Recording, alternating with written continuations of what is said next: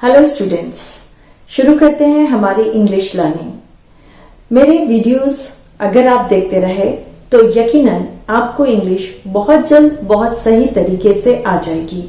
तो आपको सिर्फ दिमाग से ये निकालना होगा कि आप इंग्लिश नहीं सीख सकते। दूसरी बात, मेरे वीडियोस किसी पर्टिकुलर एज ग्रुप के स्टूडेंट्स के लिए नहीं है। कोई छोटा बच्चा हो, कोई बुजुर्ग हो, कोई वर्किंग प्रोफेशनल हो, जिसे भी इंग्लिश सीखने की चाह है वो इस वीडियो के जरिए मेरे से जुड़ सकता है। और साथ साथ आगे के वीडियोस लगातार रेगुलरली अगर आपने देखते रहे, प्रैक्टिस करते रहे, मेहनत करते रहे तो बहुत जल्द आपको इंग्लिश आएगी। दूसरी बात, इंग्लिश जानने के लिए अगर आप सोच रहे हैं कि सिर्फ एक या दो वीडियोस देखकर आप बहुत अच्छी इंग्लिश जान सकते हैं तो ऐसा नहीं है, क्योंकि किसी भी चीज का कोई बहुत शॉर्टकट नहीं होता। अगर आप प्रॉपर तरीके से चलेंगे, channel wise, step by step, तो इंग्लिश जरूर आएगी। इंग्लिश सीखने की डायरेक्शन में सबसे पहले दो चीजें जरूरी हैं। एक है अच्छा शब्द ज्ञान, रिच वोकेबलरी, और दूसरी चीज है ग्रामर का नॉलेज, ताकि आप सही सेंटेंस कंस्ट्रक्ट कर पाए। दोनों चीजें सिखाने के लिए मैं आपके साथ लगातार बनी रहूंगी अपने वीडियोस के जरिए। तो शुरुआत करते हैं इंग्लिश की बैकबोन यानी कि टेंस से। Tense is the thing which tells us about time. जो हमें टाइम का अनुभव कराए वो टेंस होते हैं। टेंस तीन तरह के हैं, ये आपने हिंदी में भी सीखा है और इंग्लिश में भी सुनते आ रहे होंगे। पास्ट टेंस, प्रेजेंट टेंस और फ्यूचर टेंस।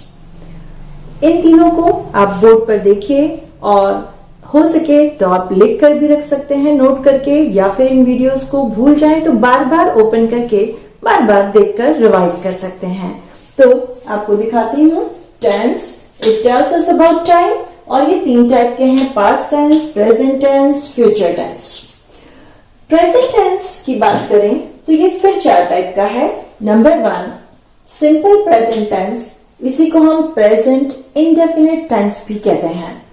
सेकेंड है present continuous tense, present perfect tense और प्रेजेंट परफेक्ट कंटिन्यूअस टेंस। घबरा गए?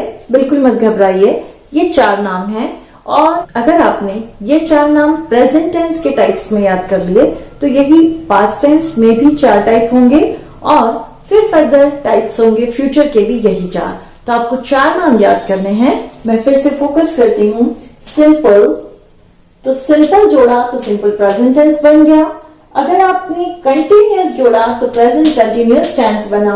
मेन कीवर्ड है परफेक्ट, अगर आपने परफेक्ट जोड़ा तो प्रेजेंट परफेक्ट टेंस बन गया, और परफेक्ट कंटिन्यूअस टर्म याद कर लिया तो प्रेजेंट परफेक्ट कंटिन्यूअस टेंस बना। यही चार कीवर्ड्स जब आप पास्ट टेंस के साथ जोड़ेंगे तो पास्ट के भी चार टाइप बनेंगे। यही चार जब आप फ्यूचर के साथ कंबाइन करेंगे तो फ्यूचर के भी चार टेंस बनेंगे। यानी आपको एक साथ 12 नाम याद करने की जरूरत नहीं है। आप एक बार प्रेजेंट के साथ चार याद करिए, पास्ट और फ्यूचर के वक्त हम बाद में इन्हें फिर से रिवाइज करेंगे इजी तरीके से। अभी हम प्रेजेंट टेंस को देखते हैं।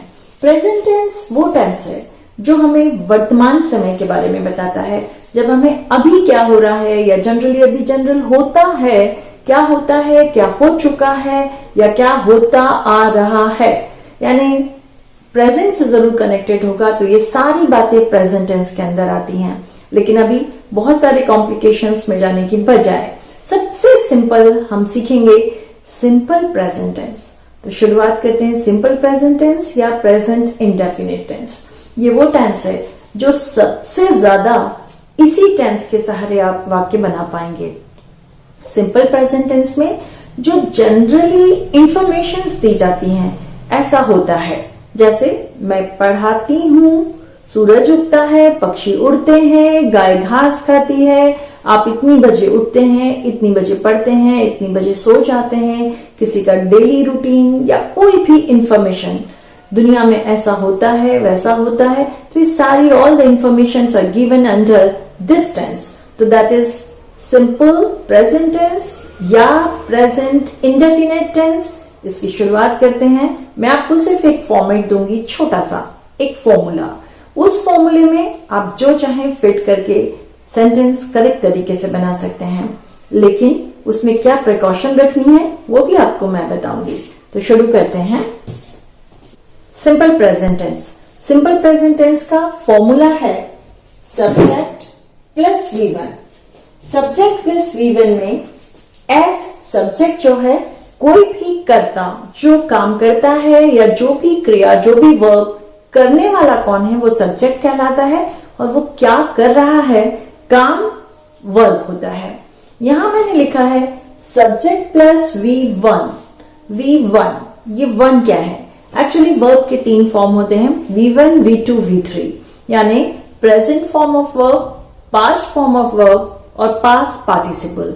इनके लिए आपको किसी और वीडियो में मेरे साथ जुड़ना होगा, लेकिन अभी हम इतना समझ लें कि V1 यानी सबसे सिंपल फॉर्म वर्ब का जो सीधे से वर्ब के सिंपल मीनिंग और सिंपल यूज होते हैं वही V1 है। जैसे गो मतलब जाना, कम मतलब आना, ईट मतलब खाना। तो ये जो गो, कम, ईट ये सारे सिंपल लिस्ट फॉर्म है। V1 सबसे सिंपल। अब शुरू करते हैं। सब्जेक्ट प्लस V1 इतना सा ही फॉर्मूला है, लेकिन इसमें प्रिकॉशन आपको रखनी है। अगर सब्जेक्ट सिंगुलर है, करने वाला एक है, तो आपको वर्ब जो भी वर्ड है वर्ब का उसके साथ एस या ईएस लगेगा। लेकिन अगर सब्जेक्ट प्लूरल है या आई है या यू है तो उसके साथ एस और ईएस भूल कर भी नहीं लगाना है। एक बार प्रैक्टिस करके देखेंगे तो ये चीज क्लियर हो जाएगी। कुछ एग्जांपल्स के जरिए मैं आपको बताती हूँ। शुरू करते हैं। जैसे मैं जाती हूँ। मैं जाती हूँ सब्जेक्ट करने वाली हो गई मैं और जाती हूँ क्रिया है जाना। तो आई गो। आई गो कंप्लीट सेंटेंस बन गया। आप देख सकते हैं कि हिंदी से भी छोटा बना है इंग्लिश में, यानी इंग्लिश आसान है। तो आई गो। अगला एग्जाम्पल है वह आती है। आती है से पता पड़ चुका है कि लड़की की बात हो रही है, इसलिए हमने शी लिया और वर्ब थी कम, लेकिन सिंगुलर है, एक लड़की आती है, इसलिए शी के साथ कम में एस लगेगा, शी कम्स। लेकिन अगर लड़का होता वह आता है तो ही लगाना है, लेकिन कम के साथ एस लगेगा क्योंकि हमारा फॉर्मेट के साथ हमने प्रिकॉशन में पढ़ा है कि प्लूरल के साथ नहीं लगता, सिंगुलर के साथ वर्ब के साथ एस ए जरूर लगता है। तो वह आता है में ही कम्स, वह आती है शी कम्स। हम खाते हैं, अब सब्जेक्ट हम यानी प्लूरल हो गया। खाते हैं के लिए वर्ड है ईट, तो वी ईट। यानी सब्जेक्ट को देखते हुए वर्ब का V1 फॉर्म तो लेना ही है, लेकिन उसमें एस एस जोड़ना है या नहीं जोड़ना है वो आपको सब्जेक्ट बताएगा। The format I gave of this type is subject plus V1, where S is subject who does and what he does is verb. Here we have to use the first form of verb, that is V1, and by combining subject plus V1 you will get the complete sentence. But one precaution you have to take: if your subject is singular you have to use S or ES along with V1, and if your subject is plural or I or we or you, then you have to not use S or ES along with verb. So by combining this you have to make a number of sentences. You have to practice, and if you have any doubt or anything which you want to ask, you can give in the comment box and definitely you will get your query satisfied.